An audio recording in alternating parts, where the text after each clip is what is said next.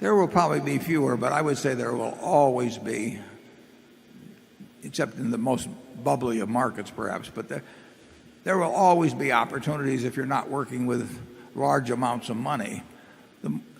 The money manager, there's a basic conflict. There's conflicts in most businesses. Everybody's pointing out the conflicts now in the investment banking business, but the investment management business has a conflict that's equally as significant in the fact that asset gathering can become a way more important part of your income than asset managing.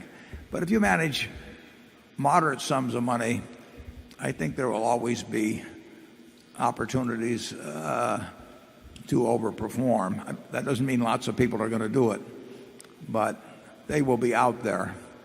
And it might have been easier many years ago when there were fewer people looking and not as much information was available on the internet and all that. But people still make the same mistakes, and they still get, well, I'll give you an illustration. Charlie has a company called the Daily Journal Company. Called the Daily Journal Company. And the Daily Journal Company has a bunch of cash.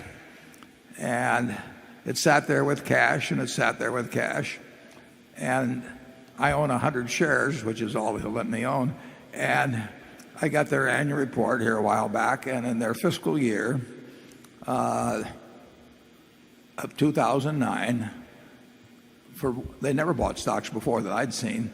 And all of a sudden they bought $15 million worth of stocks, and they were worth $45 million. So by sitting around for a while, but waiting until things got really ridiculous in certain cases, he put $15 million out that became $45 million within probably a 6-month period or so. So opportunities come around. You have to be prepared to grab them when they come. And you can't do it with the kind of money. You can't get the extraordinary things with the kind of money that we're running. With moderate amounts of money, I think there will always be opportunities. Charlie's going to tell you something more pessimistic now, probably. Well, yes, one piece of advice that Warren frequently gives, and it's particularly useful to those going into money management: take the high road. It's far less crowded.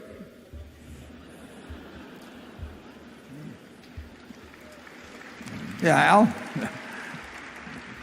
Alan Simpson used to say, he said, those who take the high road in Washington are seldom bothered by heavy traffic. But getting to the last part of your question, there's going to be opportunities for talent, whether it's in money management, operating management, whatever. I mean,